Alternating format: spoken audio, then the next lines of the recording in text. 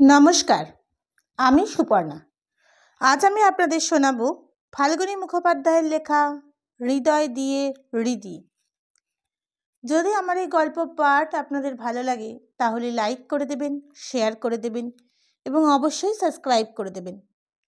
চলুন শুরু করা যাক। প্রথম পর্ব। ওর কেউ কোথাও নেই, একান্ত একা। ওর জীবনে তিক্ততার আস্বাদ লেগেই আছে, তবু ওকে বেঁচে থাকতে হবে। কত দীর্ঘদিনের নিষ্কর্ম অবসর, কত দীর্ঘ রাত্রির বিনিদ্র বিরক্তি যে ওকে বুকে পেতে শুয়ে যেতে হয় তার আর সংখ্যা নেই। মাঝে মাঝে ভাবে সম্মুখের ওই স্রোতোচ্ছল ভাগীরথীর অগাধ জলে ডুবিয়ে দেবে ওর সব জ্বালা, কিন্তু সাহসে কুলায় না। অন্তরের কোনো কোনায় একটা ভোগ ভীতু মন ক্ষীণ আশার প্রদীপ দেখিয়ে ওকে বাঁচার পথে টেনে নিয়ে যায়। সেদিকে আবার দেখা যায় শ্যামল তরু বল্লরী, হরিদ্বর্ণ শস্যক্ষেত, ফুলে ভরা ফল অবনত গৃহোদ্যান, আর তার কেন্দ্রে অধিষ্ঠিত হয়ে রয়েছে সে সম্রাজ্ঞীর মতো। কিন্তু বছরের পর বছর আশার প্রদীপ তৈলহীন হয়ে জ্বলতে পারে না, আর ওই সেই ক্ষীণ শিখার তলায় সমস্ত স্নেহ পদার্থটুকু নিঃশেষ হয়ে গেছে। অবিলম্বে যে শিখাটি নিভে যাবে, মাতা ভাগীরথীর আকুল আহ্বান আজ আরও উপেক্ষা করতে পারবে কি? শীতান্তে শীর্ণ গঙ্গা। সমস্ত দিনটা উপবাসে কাটানোর পর সন্ধ্যার আধো অন্ধকারে ও এলো গঙ্গার ঘাটে নাইতে। উপবাস ক্লান্ত শরীর মা গঙ্গার শীতল জলে একটু জুড়িয়ে নেবে, এই আশায় ধীরে ধীরে সোপান বেয়ে নামতে লাগলো। দিনের আলো থাকতে ও ঘাটে আসতে পারে না, কারণ লজ্জা ঢাকবার মতো অঙ্গবাস ওর নাই। অথচ ওর পরিণত প্রায় যৌবন চতুর্দিকের লোকের ক্ষুধিত দৃষ্টি আকর্ষণ করে। ওহ, সে কি দৃষ্টি! যেন শুষে নেবে ওকে মরুভূমিতে জলবিন্দুর মতো। বড় সন্তর্পণে ওকে বেরুতে হয়, ভয়ে ভয়ে থাকতে হয়। বাড়িতে একবার ঢুকে পড়লে ভয়ের আর কোনো কারণ থাকে না। 3 পুরুষ আগের তৈরি 4 মহলা বাড়ি, একতলা দোতলায় মিলে শুধুই কামরা, 25টে বারান্দা আর 50টে দরজা।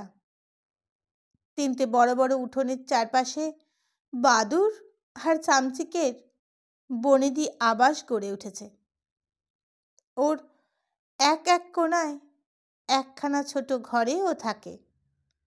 একটা সেকেলের আবলুস কাঠের খাটের ওপর নারকোল ছোবড়ার গদির তেল চিটচিটে বিছানায় ঘরের সঙ্গী একটা টিনের 4 কোণা লণ্ঠন, যার ভেতর লম্ফ ভরে জ্বালাতে হয়, আর খাট 2-3 পাথরের বাসন, যা বিক্রি করলে 2 আনার বেশি দাম হবে না।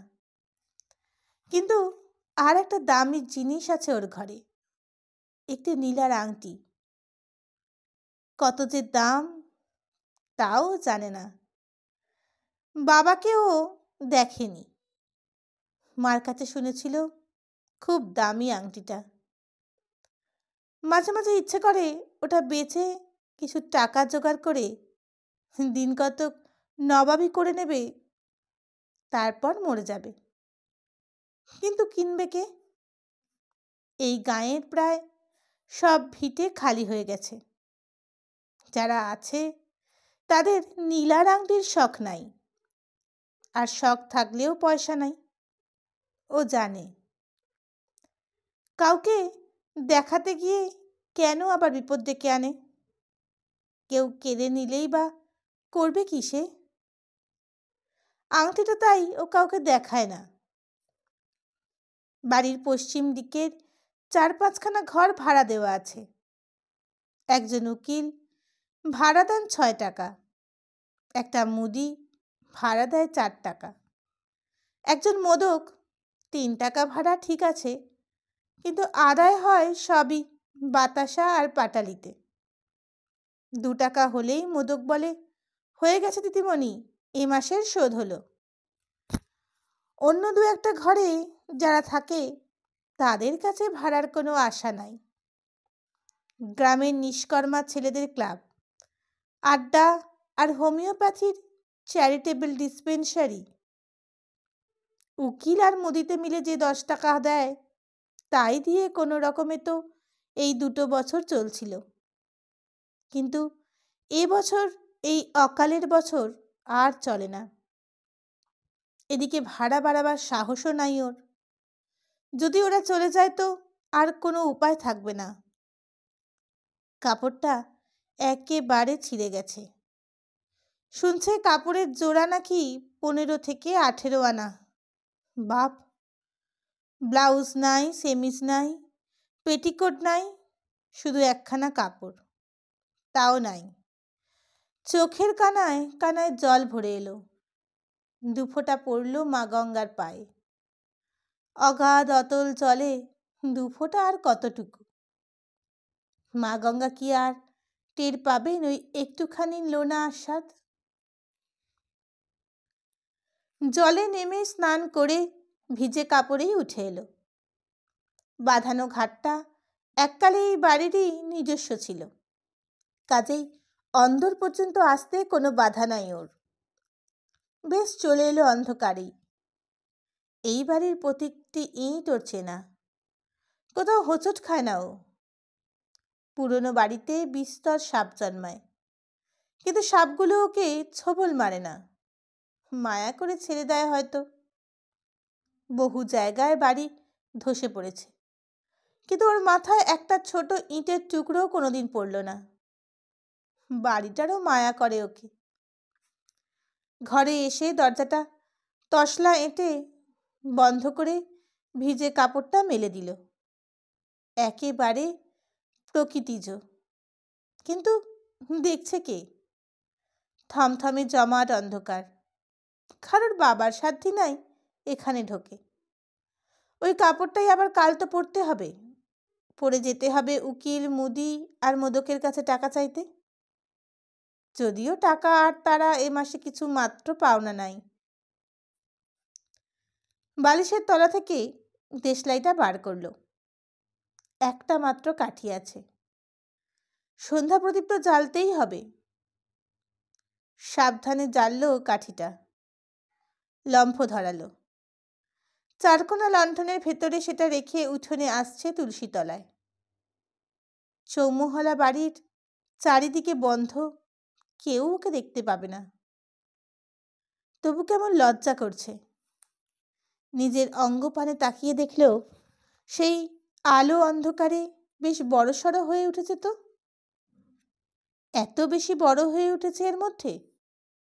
আশ্চর্য! এই সেদিনও তো কাপড় না থাকায় ন্যাংটো হয়ে সন্ধ্যা প্রদীপ দিয়েছে ও। এর মধ্যে লণ্ঠন নিয়ে আবার ঘরে ঢুকলো। ভিজে কাপড়টাই আবার পড়ে গেল তুলসী তলায়।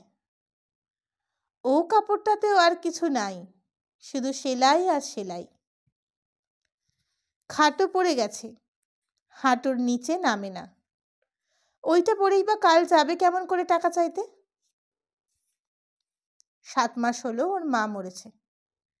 গায়ে 2-1 জন ওকে তাদের বাড়ি গিয়ে থাকতে বলেছিল, কিন্তু ও যেতে চায়নি 3 পুরুষের ভিটে ছেড়ে। তখনও 15-র প্রান্তে, আজ কিন্তু 16.5-তে এসে পড়েছে। হ্যাঁ, বড় হয়েছে বই কি, খুবই বড় হয়েছে এখন। আর তো ন্যাংটো হয়ে সন্ধ্যা দেওয়া চলে না। তুলসী তলায় কি প্রার্থনা করলো সেই জানে, হয়তো মরে যাবারই প্রার্থনা। অনেকক্ষণ পরে উঠে এসে আবার কাপড়খানা শুকোতে দিল। ঘরের এক কোনায় একটা সেকালে সিন্ধুক আছে, ভাঙা সিন্ধুকটা, কিন্তু তাতেই ওর যথা সর্বস্ব আছে। তাই সেকালের একটা বড় লোহার তালা ঝুলছে ওর গায়ে। বালিশের তলা থেকে বড় একটা চাবি বের করে খুলল সিন্ধুকটা। ভেতরের আরশোলাগুলো ছুটোছুটি করছে। আলোটা নামিয়ে ভেতর থেকে একটা ছোট্ট টিনের তোরঙ্গ খুলে দেখল একখানা সেকালের বেনারসি, জড়িগুলো এখনো ঝলমল করছে। ওর ঠাকুমার বিয়ের কাপড়, ওর মাও একটা পরছে, কিন্তু ও কোনোদিন পরেনি। বিয়েই হলো না, তা আবার পরবে কখন? আজ একবার পরে নেবে নাকি? জন্মস্বাদ মিটিয়ে নিলে ক্ষতিটা কি হয়? কিন্তু থাকবে, কোনো স্বাদটাই বা মেটালো যে একখানা বেনারসি পরে স্বাদ মেটাবো? পাট করে আবার রেখে দিল। একটা ছোট কৌটো খুলে দেখল সেই আংটিটা কোনো রাজকুমারের হাতেই যেন মানায়। আলো লেগে ঝলমল করছে রক্তমুখী নীলাটা। মাথায় ঠেকিয়ে রেখে দিল। আর কিছু নয় তেরঙ্গটায় একটা ছাঁদা আদলাও না। ছিল অনেক দিন যাবৎ অনেকগুলো টাকা, সিকি দুয়ানি পয়সা। সোর ওর অভয়ের পেটে ভর্তি হয়েছে। আবার কানায় কানায় জল ভরে এলো চোখে। না, সব ভুলে রামায়ণ নিয়ে বসলেই বেশ হবে। সীতা বনে যাচ্ছে, রাজলক্ষ্মী সীতা বনে যাচ্ছে। স্বামীর সঙ্গে বেড়াবে, ফলমূল খাবে, দুঃখ কি? অমন সুবিধে পেলেই কে আর বনে না যায়? ও 10-20 বার যেতে চায় পারে। রেখে দিল রামায়ণ। অতঃপর কি করবে? আলোটা নেভালে কিন্তু আর জ্বালাবার উপায় নাই। দেশলাই ফুরিয়ে গেছে, লম্ফেও বেশি তেল নাই। আপনিই নিভে যাবে খানিক বাদে। কিন্তু বড্ড যে খিদে পেয়েছে ওর। ওপাশের উঠোনে একটা পেঁপে গাছ আছে, বানরেই খায়। দু একটা কি থাকবে না পাকা বা আধ পাকা? সারাদিন মনেই ছিল না গাছটার কথা। দেখা যাক না একটু। আলো তো এখন রয়েছে। উঠে পড়ল আলো নিয়ে। এই উঠোন পার হয়ে মাঝের উঠোনে গিয়ে আলো উঁচু করে দেখল একটা রং ধরা পেঁপে আছে, কিন্তু বড্ড উঁচুতে। নাগাল পাবে কি করে? গাছেই উঠবে ও? আলোটা রেখে উঠতে লাগলো। গাছটা দুখুটো হয়েছে, খানিক উপরে। ওর একটা ডালে পা দিতেই মরমর করে ব্যাস মাটিতে পড়ে রইল অজ্ঞান হয়ে। চোটটা বেশ লেগেছে মাথায়। সারাদিন না খাওয়া দুর্বল শরীর কত আর সইতে পারে? বিরাট 3 মহলা বাড়ির ভেতরে ওকে কেউ দেখতে আসবে না, কেউ ওকে বাঁচাতে আসবে না। মরেই যাবে এবার। মরে গেলে কিন্তু ওর জীবনী লিখিবার কিছুমাত্র আর দরকার হতো না। মা গঙ্গা সেটা চান না। তাই খানিক পরে ওই বিরাট 3 মহলা বাড়িটায় ঢুকলো একটা ছোকরা। কাপড় চোপড় ছেঁড়া ময়লা হলেও দেখতে সুন্দর ছেলেটা। হাতে টর্চ। ঢুকেই দেখলো পেঁপে গাছের কাছে লণ্ঠন। এগিয়ে এসে দেখল মাতা ধরিত্রীর কোলে গুটিয়ে শুয়ে আছে এক নগ্নদেহা কিশোরী।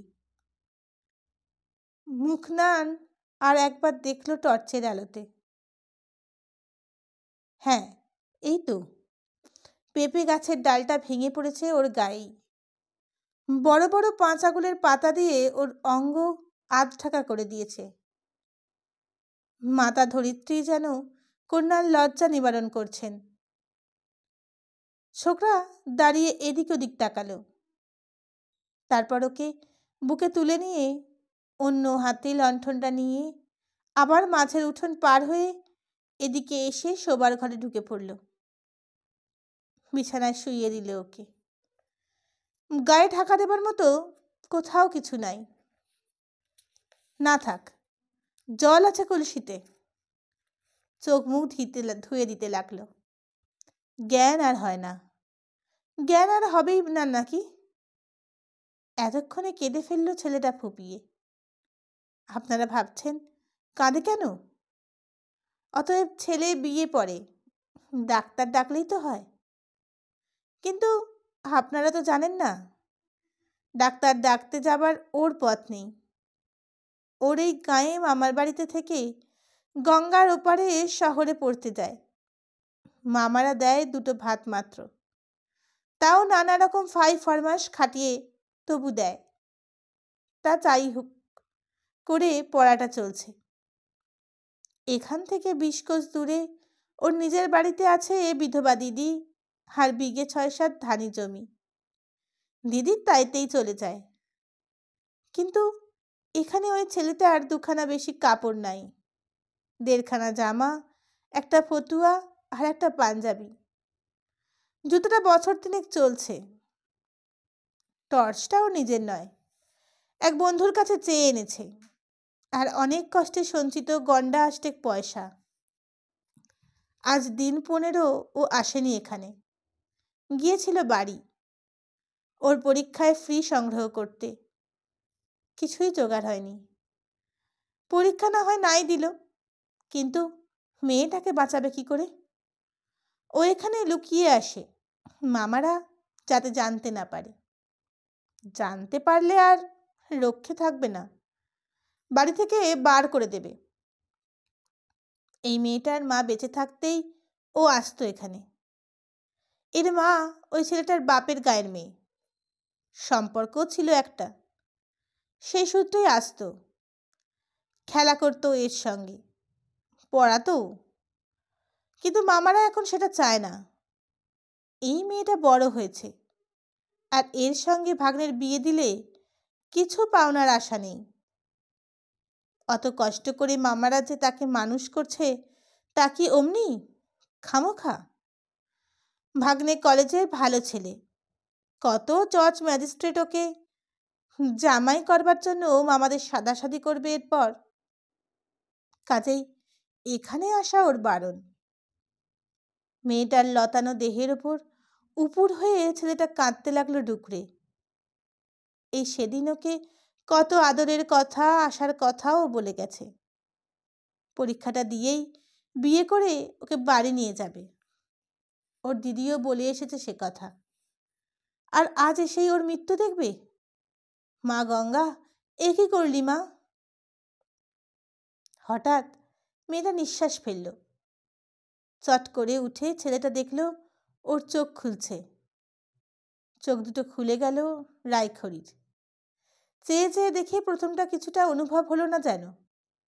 তারপরই দুহাতে ওকে ধরতে গিয়ে আবিষ্কার করলো ওর অসহায় অবস্থাটা।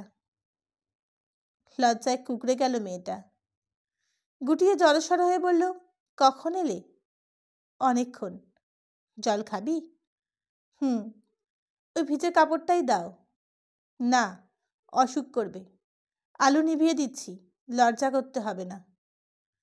ছেলেটা লম্বা ফু দিয়ে নিভিয়ে দিল। খুটখুটি অন্ধকার। ওকে জড়িয়ে ধরে চুমু খেলো একটা। তারপর বলল, খাসনি কিছু? না রে, না। চুপটি করে শুয়ে থাক, আমি দেখি। পেঁপেটা যদি পারতে পারি। না থাক, তুমি যেও না। ওকে ধরে ফেললো রায়খড়ি। খাবি না কিছুই? থাকবে, কিন্তু থাকলে চলে না।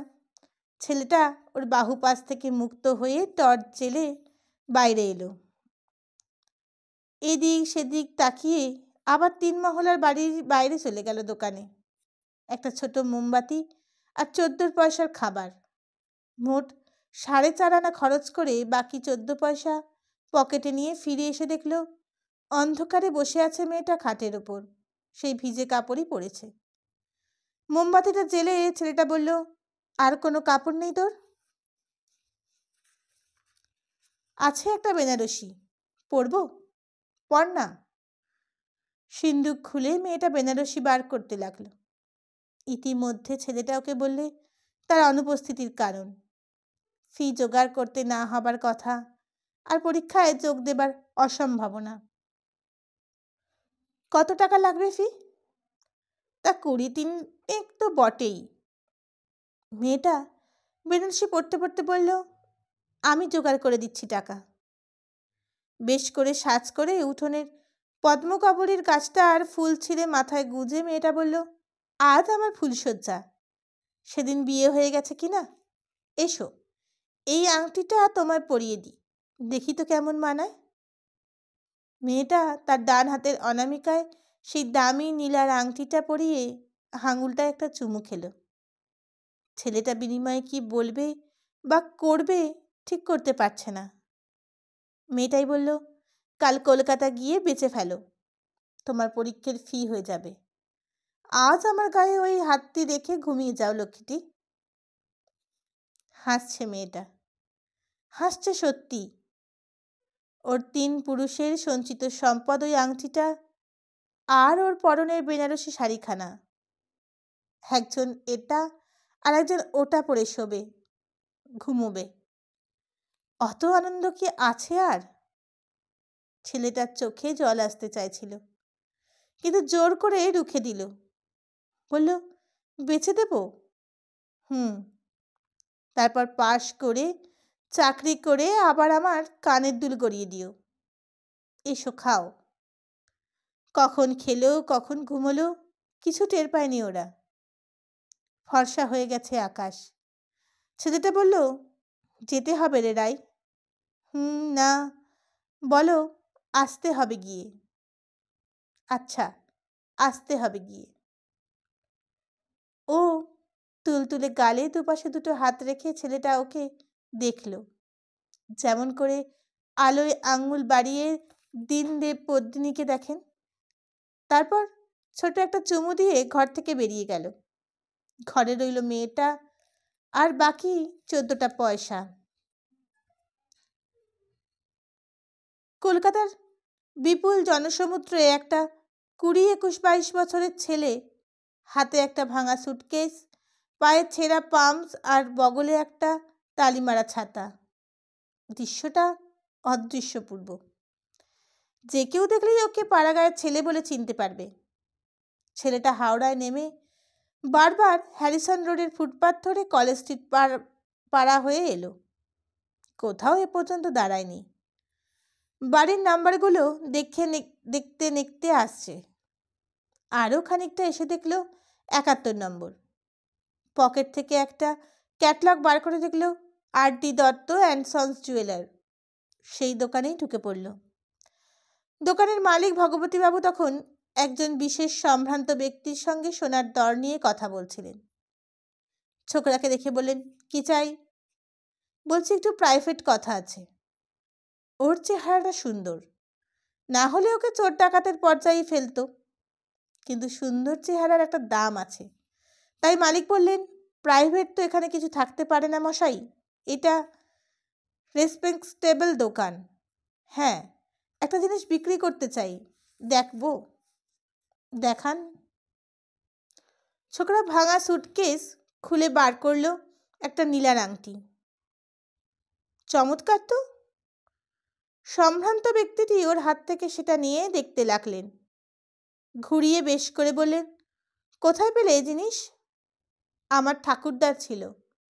আজ আমরা বড্ড গরিব হয়ে গেছি, তাই বেচতে হচ্ছে। ছোকরা মিথ্যে বলবার জন্য প্রস্তুত হয়েই এসেছিল বোধহয়, নইলে এত চটপট জবাব দিতে পারত না। কারণ আংটিটা ওর নিজের ঠাকুরদার নয়, ওর ভাবি বধূর ঠাকুরদার। সম্ভ্রান্ত লোকটি ভগবতীবাবুর হাতে আংটি দিয়ে বললেন, কত দাম হতে পারে দেখুন তো। দোকানদার হলেও ভগবতীবাবু উচ্চশিক্ষিত ব্যক্তি এবং উদার মনোবৃত্তি সম্পন্ন, তাই বিস্তর সম্ভ্রান্ত লোক ওর খরিদ্দার।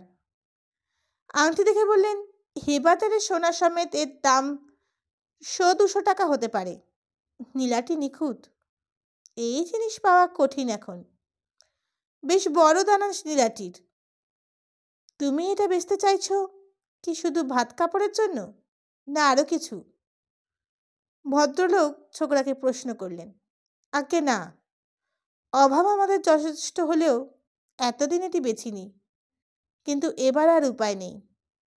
আমার বিয়ে পরীক্ষার ফি জোগাড় হচ্ছে না, তাই। ছেলেটার দুটি চোখ চকচক করে উঠল চলে। আংটিটা বেচতে যে ওর কত কষ্ট হচ্ছে তা ওই কথাটুকুতেই ধরা যায়। ভদ্রলোক বললেন, বেচে কাজ নাই, আমার কাছে 100 টাকায় বাঁধা রাখো, কেমন? তাহলে বড্ড উপকার করেন। ছোকরা সত্যিই কেঁদে ফেলল। কোচার খুঁট দিয়ে চোখ মুছে আবার তাকালো ভদ্রলোকের দিকে। লোকটি বললেন, নামটি কি তোমার? কোন কলেজে পড়ো বাবা? কলকাতায়? আজ্ঞে না, পড়ি বহরমপুরে। আমার নাম শ্রী বিম্বমান বসু, কায়স্থ আমরা। বিবস্বান? বিবস্বান? বেশ নামটি তো। আচ্ছা চলো আমার সঙ্গে, আমার বাড়ি। টাকা নিয়ে আসবে, আর আমার বাড়িটাও চিনে আসবে। যখন পারবে 100 টাকা দিলেই তোমার আংটি ফেরত দেওয়া হবে। এসো। চলুন। বাইরে একটা মস্ত বড় কার দাঁড়িয়েছিল, তাইতে ওকে হাত ধরে তুলে ভদ্রলোক চলতে লাগলেন বালিগঞ্জের দিকে।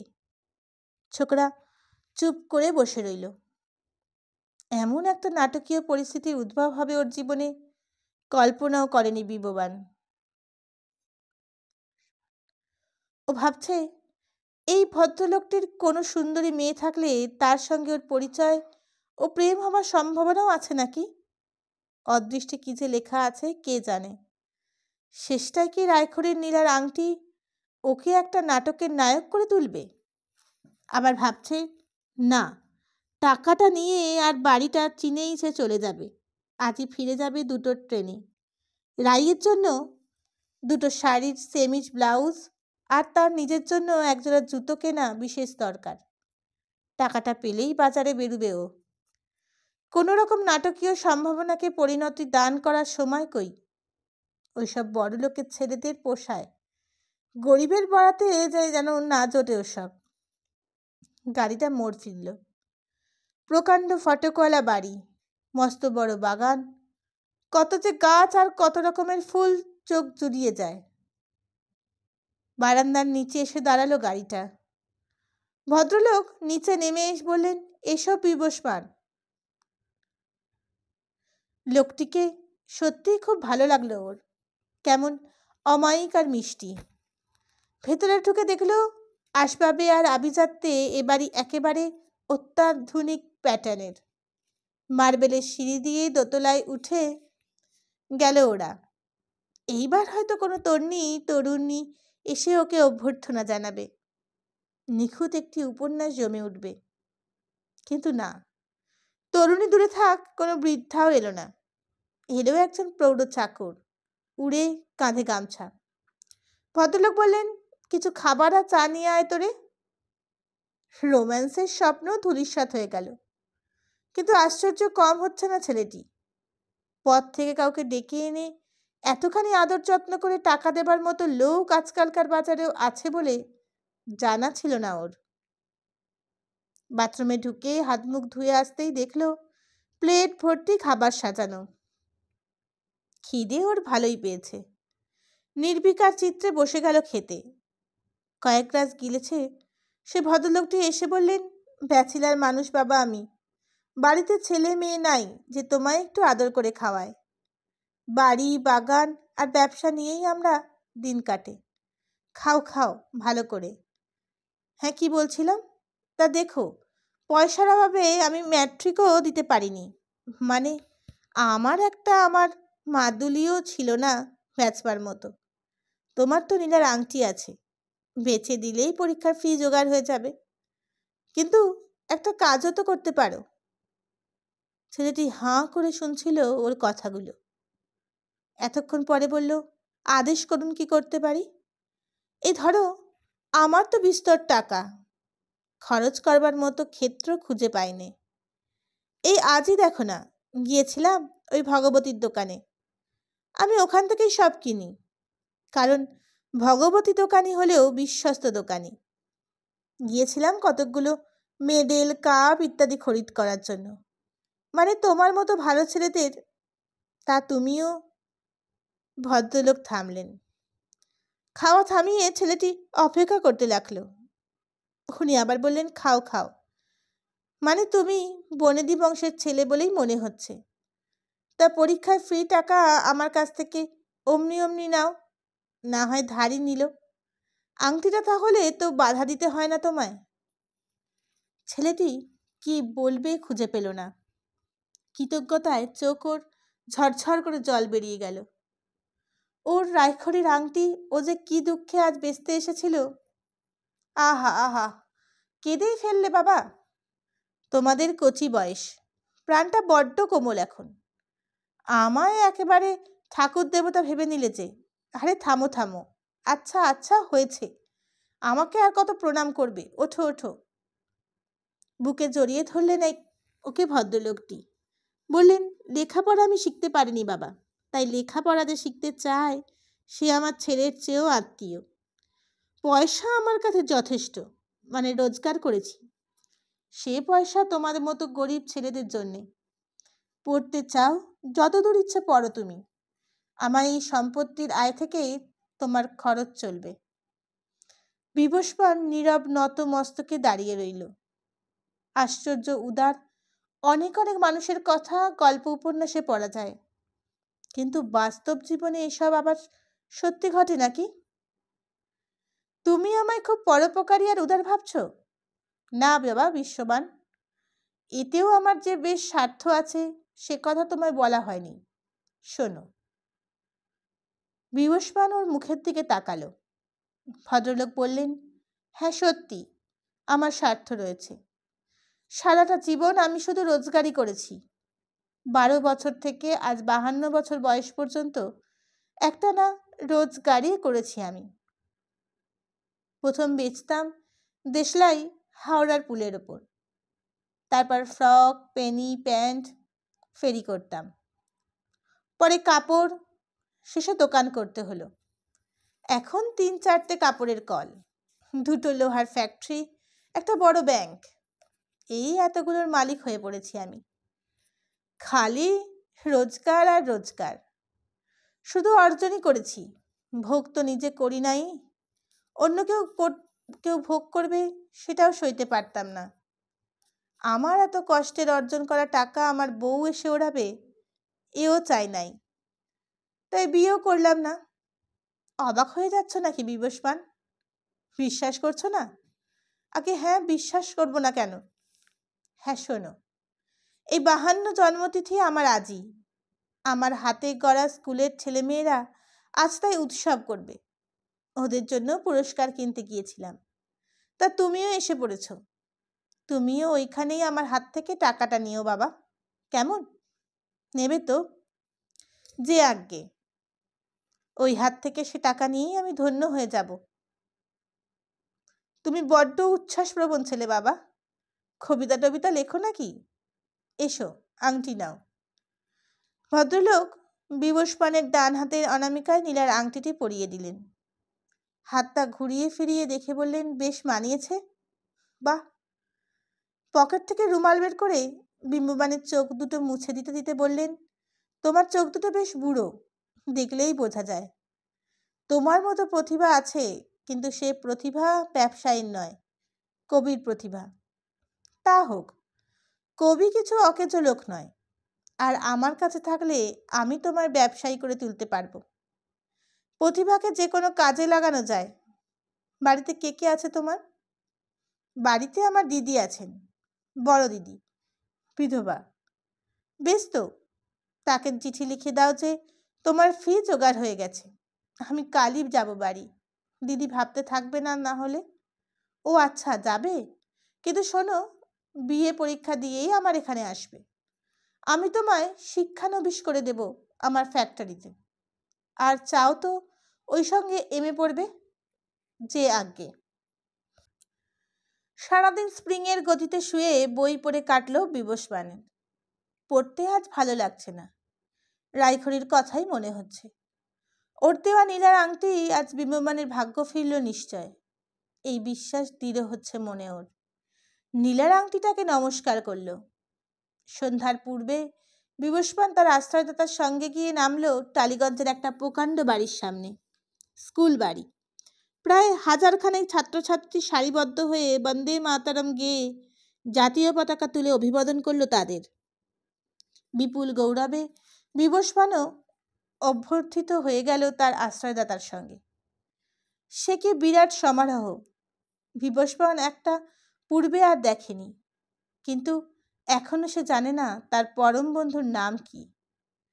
কাউকে জিজ্ঞাসাও করতে পারছে না, কারণ বিবস্বানকে তিনিই হাত ধরে নিয়ে গিয়ে নিজের পাশের চেয়ারে বসিয়ে দিলেন। অত্যন্ত আদরে তার গায়ের মাথায় হাত বুলিয়ে দিলেন। দর্শকরা হয়তো ভাবছে বিবস্বান ওর ছেলে বা ভাইপো বা এমন কেউ আত্মীয় যে ভবিষ্যতে ওর উত্তরাধিকারী হবে। বিবস্বান তার নাম জানে না, এটা খুবই লজ্জার কথা।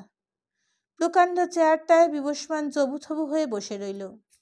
কয়েকজন বক্তৃতা দেবার পর ভদ্রলোকটি বললেন, এবার আমাদের পরম স্নেহাস্পদ শ্রীমান বিবস্বান তোমাদের কিছু বলবেন। বিবস্বানকে তিনি ইঙ্গিত করলেন বলতে। বোকার মতো বিবস্বান তাকালো তার মুখের দিকে, কিন্তু এখন অন্য উপায় নাই।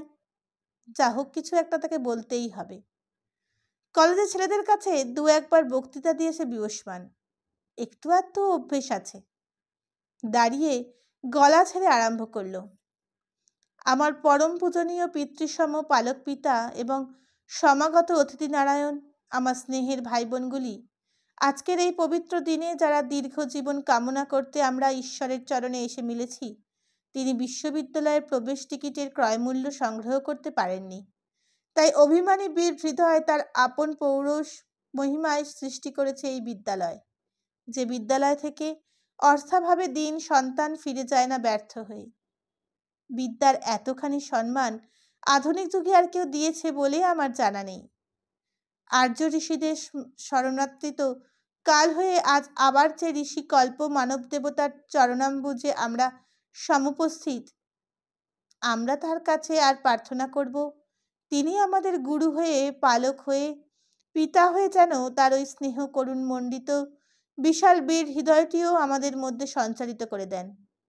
আমরা এই হাজার হাজার প্রিয় শিষ্য, তারা যেন হাজার হাজার দেহে তার পৌরুষ মহিমাটি প্রকাশ করতে সক্ষম হই। তিনি যেন আমাদের প্রত্যেকের মধ্যে প্রকট হয়ে থাকেন।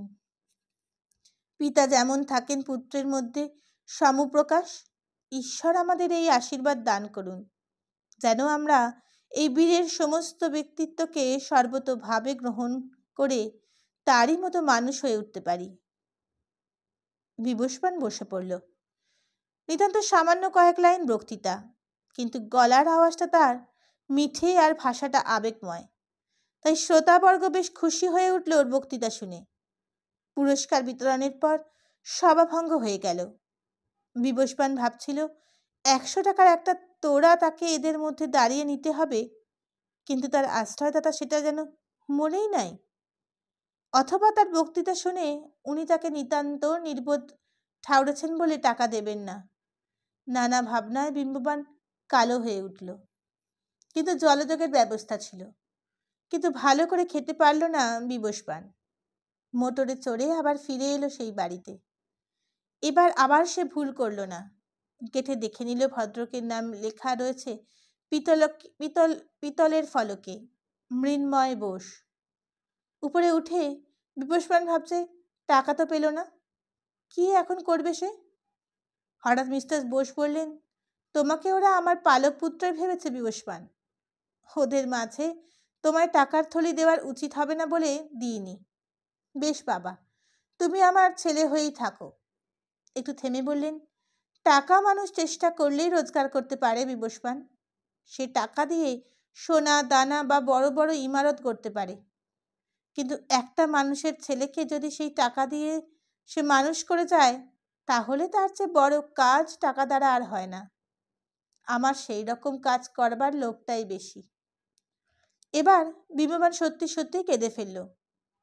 নীলার আংটিতেই ওর চোখের জলের বিন্দুগুলো পড়ছে। গ্রামটা উৎসন্নে গেছে বললে বেশি বলা যায় না।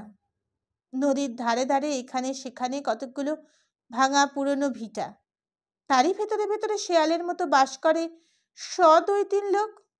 দিনরাত্রি ঝগড়া ঝাঁটি রোগ শোক নিয়ে বেঁচে থাকে ওরা। মশা ম্যালেরিয়া শুধু নয়, মারামারি করেও মরে অনেক। মাথা ফাটাফাটি প্রায় মাসেই লেগে আছে, আর সেই সঙ্গে মামলাও। ঘরে পয়সা নেই, কিন্তু বউয়ের গয়না যতক্ষণ আছে, বাড়ির আসবাব যতক্ষণ আছে, বাসনপত্র যতক্ষণ ব্যথা চলে, ততক্ষণ ওরা মামলা করতে পিছোয় না। এমন একখানা গ্রামে অবশ্য বাংলাদেশে যথেষ্ট নাম করবার কথা, কিন্তু নাম হয়ে ওঠেনি। কারণ গাঁয়ের মাতব্বর ব্যক্তিটি গাঁয়ের বাইরে নিজের বড় অসহায় বোধ করেন। তিনি নিরক্ষর আর নিকষ কালো, কিন্তু বুদ্ধিটি নির্লজ্জ একটি প্রতিভা। এই শতিনেক লোককে তিনি তার বুদ্ধির জোরেই বাঁচিয়ে রেখেছেন। কিন্তু একটা জায়গায় বুদ্ধিটা তার বেশ খুলছে না। সেটা হচ্ছে তার বজ্জাত ভাগ্নেটার বেলায়। হারামজাদা শয়তান কিছুতেই কথা শোনে না, অর্থাৎ মামার পরামর্শ গ্রাহ্য করে না। মামা শম্ভুশরণ তাই বসে বসে ভাবছিলেন ভাগ্নেকে সায়স্ত করার মতলব। কয়েকজন গ্রামবাসী এসে যোগ দিয়েছে তার আসরে। ওদের মধ্যে একজন বলল, অত ভাববার কি আছে ঘোষ, ছুরিটাকে তুমি নিজেই বিয়ে করে ফেলো না, এই তো খুব সহজ উপায় রয়েছে। আর ঘোষের বয়সই বা কি এমন, বললে অনেকে একজন। এই হচ্ছে জব্দ করবার একমাত্র উপায়। আর ঘোষেরও তো দরকার বিয়ে করা। এই বয়সে বউ বলার মতো দুঃখ আর নেই। ও চার হয়েছে সেই জানে। আমার যখন উনি গেলেন তখন সে কি হয়েছে এবং তারপরে কি হচ্ছে সে কথা বলতে বুকের মধ্যে হয়তো ব্যথা বাজলো। তাই লোকটা থামলো একটু। এদিকে ঘোষ আরম্ভ করলো, এই বয়সে কি আর সেটা ভালো হবে রাঙাকর্তা? প্রায় 45 ছাড়িয়ে গেলাম। ঘোষ বছর 5-7 বয়স। ছুরি বলল, জানে সবাই। তবু রাঙাকর্তা বলল, 45? হে, ও আবার একটা বয়স নাকি? আমার ঠাকুরদা চতুর্থ পক্ষ করেন 62 বছরে। 45 তো ছেলে মানুষ। ছুরিটা বড্ড বেবজ্ঞা, রাজি হতে চাইবে না। না হলে রাজি হবে ওর বাপ ঠাকুরদা। চলো তো দেখি কোন 14 পুরুষ আছে ওর যে রাজপুত্র নিয়ে আসবে। তোমার মতন বর পেলে বর্তে যাবে ছুরি। গোটা কত ফিসফিস পরামর্শ, তারপরই সব ঠিক হয়ে গেল। ঘোষ শেষটায় জানালো, আমার চাওয়াটা ভালো দেখাবে না রাঙাকর্তা, তোমরাই গিয়ে ঠিকঠাক করে এসো। কালী সন্ধ্যায় গোধূলি লগ্নে, সেই বেশ হবে। তখনকার মতো আরও এক ছেলেম তামাক খেয়ে সভা ভঙ্গ করলো ওরা। রাঙাকর্তার হাতে গোটা 25 টাকা সবার অলক্ষ্যে গুজে দিল ঘোষমশাই। টাকাটা কাছার কাপড়ের খুঁটে বেশ কয়েক বেঁধে নিয়ে রাঙাকর্তা একটু বিজয়ীর হাসি হাসল। তারপর যে যার চলে গেল। পয়সা কটা সবাই শেষ হয়ে গেছে। রায়খড়ি সেদিন আর আহার জোটেনি। উঠোনের এক কোনায় একটা বিলেতি বেগুনের গাছে দুটো বেগুন পেকেছিল। তাই কামড়ে খেয়ে ঘটি 2 জল খেয়ে ওর রামায়ণ পড়ছে মেঝেতে শুয়ে। সুর করে রামায়ণ পড়লে ওর একলা থাকার দুঃখটা কিছু কমে, তাই বেশ সুর করেই পড়ছিল।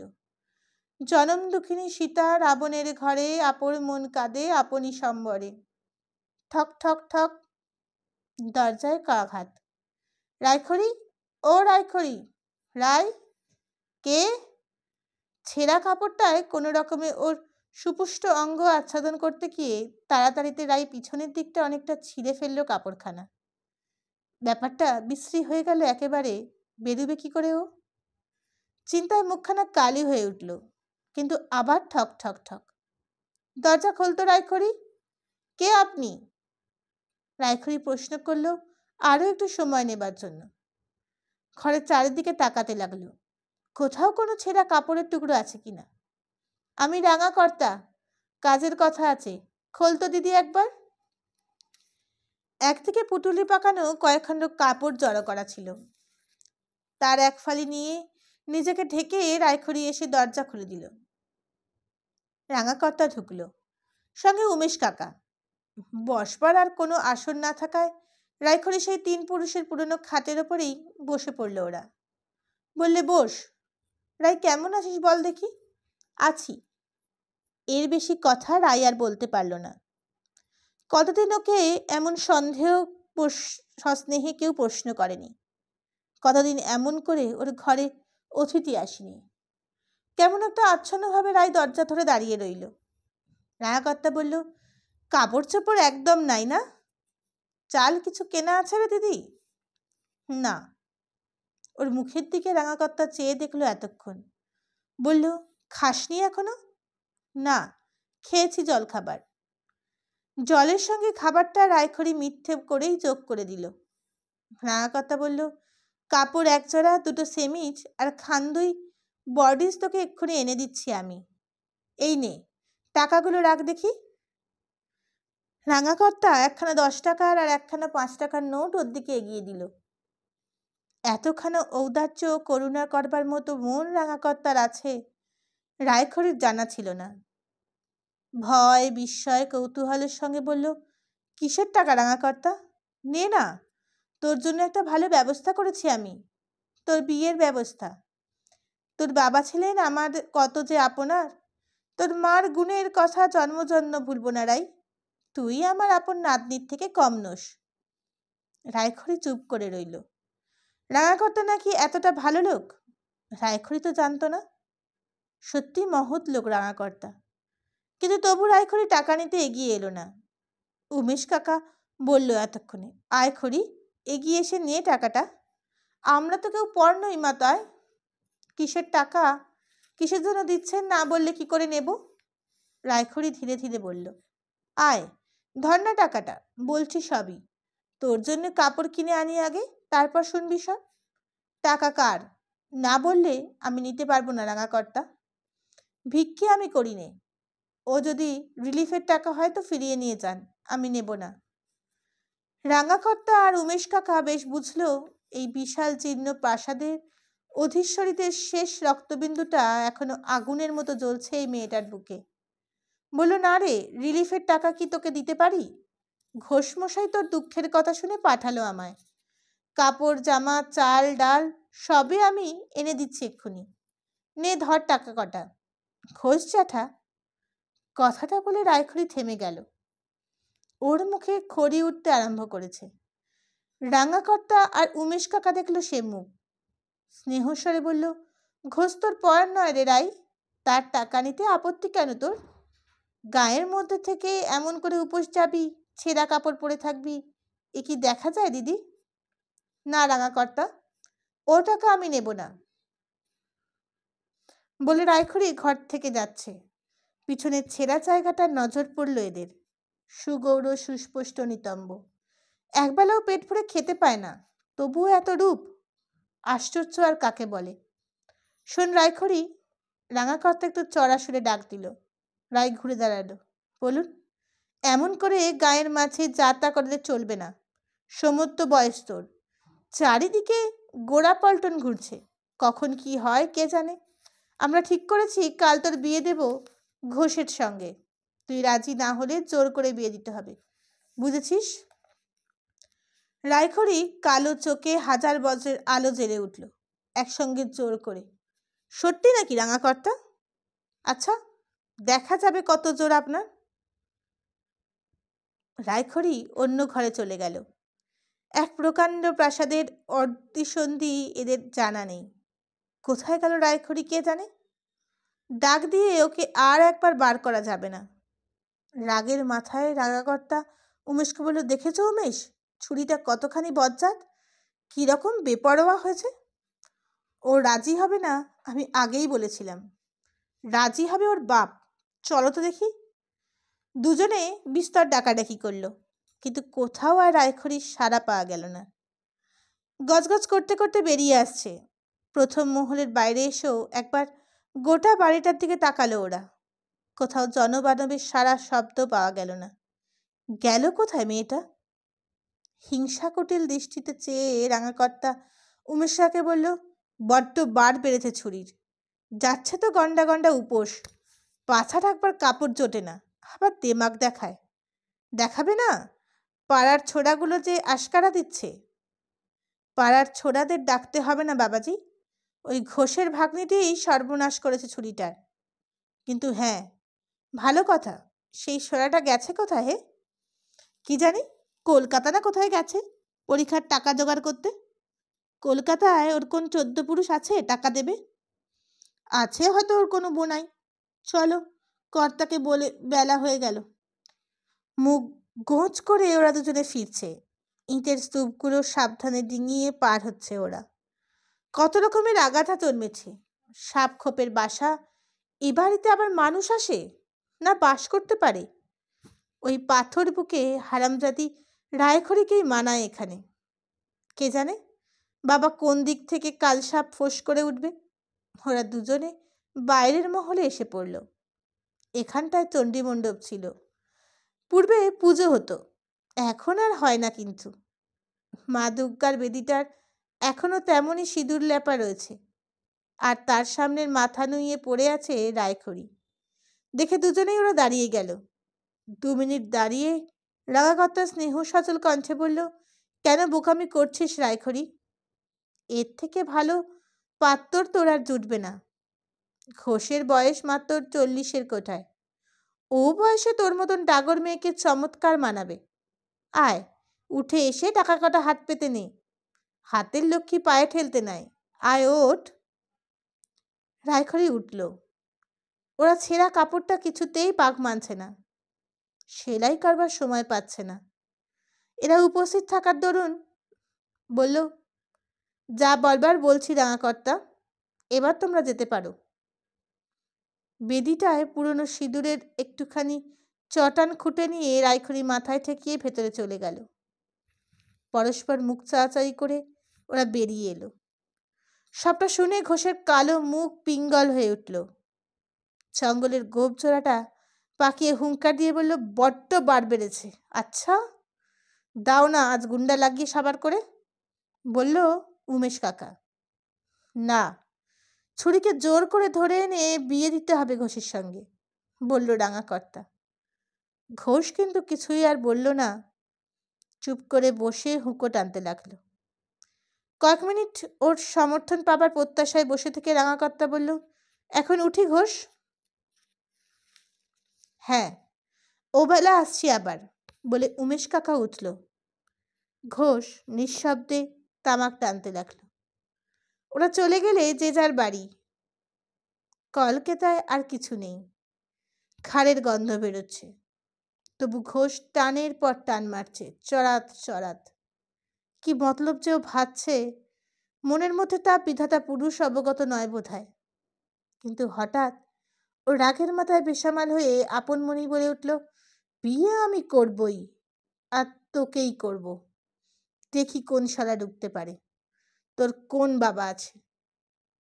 কাছাকাছি কেউ ছিল না, না হলে শুনে ফেলতো কথাটা। হুঁকোটা দেওয়ালের কোনায় ঠেস দিয়ে রেখে ঘোষ উঠে দাঁড়ালো।